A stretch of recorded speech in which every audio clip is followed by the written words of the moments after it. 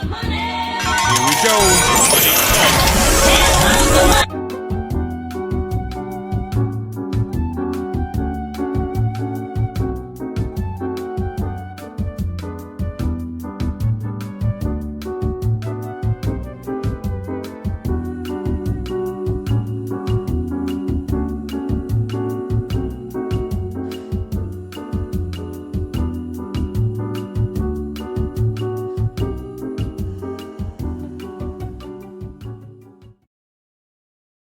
Heads up, to make sure this video isn't too absurdly long, we're going to be speeding through a lot of this recap. Quinn's attention span is too short, so I'm sure yours is too. Schlatt's injustice against Tubbo and against all of Manburg angered the civilians, and eventually Ponk, Jack Manifold, and Fundy all left Manburg to extend their support for Pogtopia, and after weeks of disputes between the two, Quackity wouldn't be able to take the torment from his failed fiancée any longer.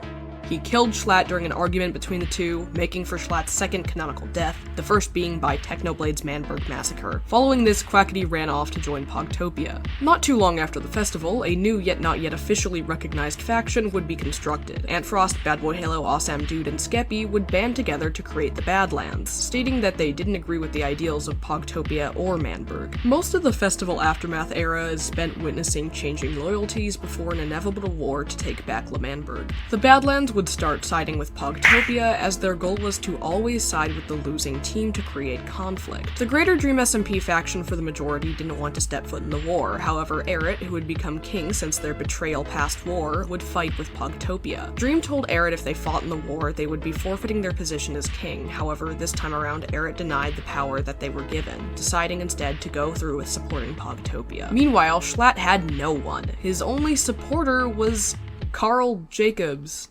So apparently all the gay moments between Carl and Chris were just a joke. Schlatt needed allies and he needed them fast, and as such he called upon Dream to ask for his support, offering him a mysterious, powerful book. Despite literally no one knowing the context of the book, Dream always loves making poor decisions and immediately agreed to offer his support to Schlatt. Skipping through a bunch of filler, we finally make our way to November 16th, a day to remember.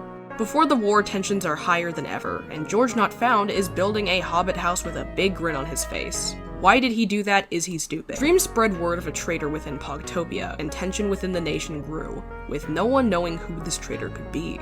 Each army geared up for the war, and Wilbur stated that if they lost, he would be sure to blow up Manburg for good. Over the past month, Techno had been preparing while everyone else didn't do much. Of course he did, king that he is. This led to an iconic moment in which Techno led the people of the rebellion to a secret stash of weapons, materials, armor, anything they could think of. They were ready for war.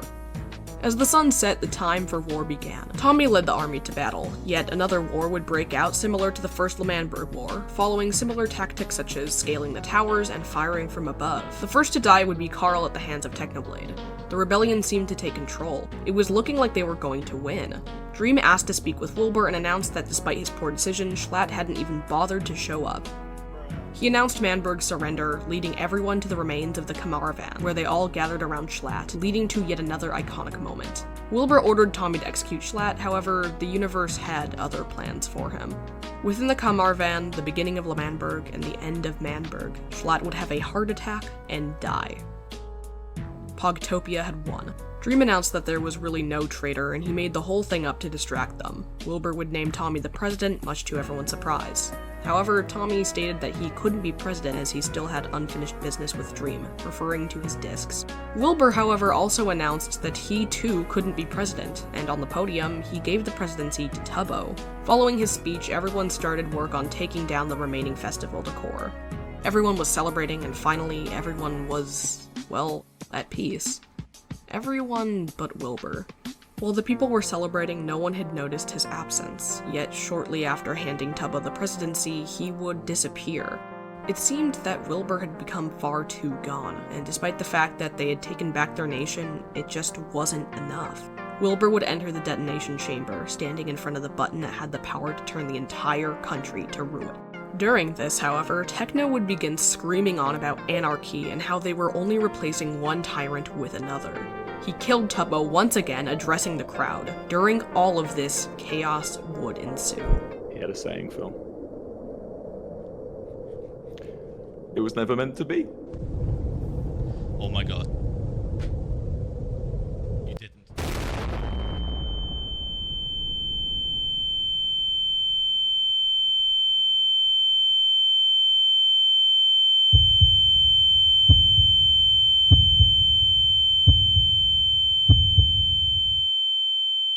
this, Wilbur had lost his third and final life. The first person to permanently die on the SMP other than Schlatt. Dead at peace. Techno, however, still had work to do. So soon after the war seemingly ended, the real War of the 16th began, after the Withers L'Manberg was destroyed, and Techno and Dream would flee the scene, being somewhat of the only victors of the war.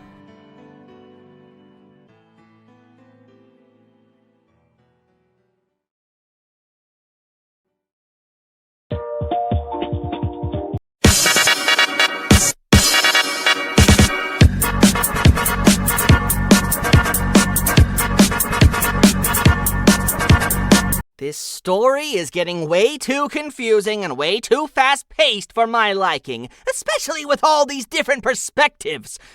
Even my all-seeing eyes can't keep up with this.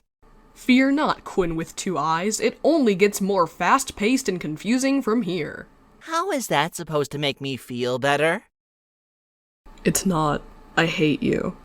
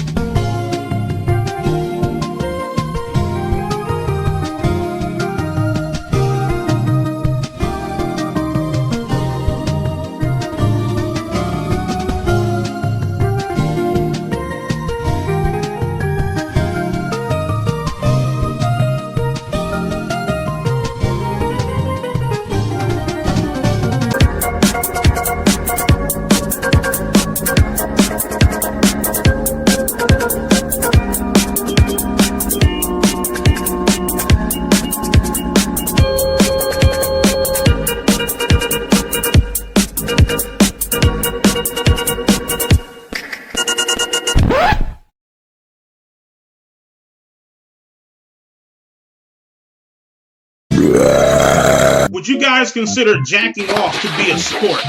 I don't know about you motherfuckers, but I consider that shit to be a sport, okay? If people can sit back and label goddamn golf, which is the boringest fucking sport in the world, a goddamn sport, if you can label that shit as a sport, I know damn well you can label jacking off a sport. Think about it. What the fuck athletically are you really doing in golf, my n***? All you doing is hitting the goddamn golf club. Oh my god, man, that's a long-ass birdie, man. Nice birdie, nice putt, man. It went 250 yards. Get the fuck out of here. Nobody care about that boring-ass shit. Who the fuck really watches golf, man? Nobody gives a fuck. It makes niggas fall asleep. Fishing, on the other hand. What the fuck are you really doing athletically, my nigga, in fishing? They're just sitting up in a goddamn boat, you know what I'm saying, throwing a goddamn rod. It could be any kind of goddamn bait up on the end of the rod. It could be a worm. It could be a dead-ass butterfly. It could be a fucking beak of a damn bird. It could be anything. You know what I'm saying? Oh my god, we caught a big-ass salmon. Reel that fat bitch in. Yeah. Motherfucker, what are you doing athletically? How the fuck is that working up a sweat, man? What, you're working out your arms because you have to reel that motherfucking in? Nigga, that's not a sport, dog. Well, fuck it. You know what? It is a sport. Fuck it. You guys want to consider that shit to be a sport? Jacking off is a fucking sport to me. Jacking off and beating your motherfucking dick to porn is a sport.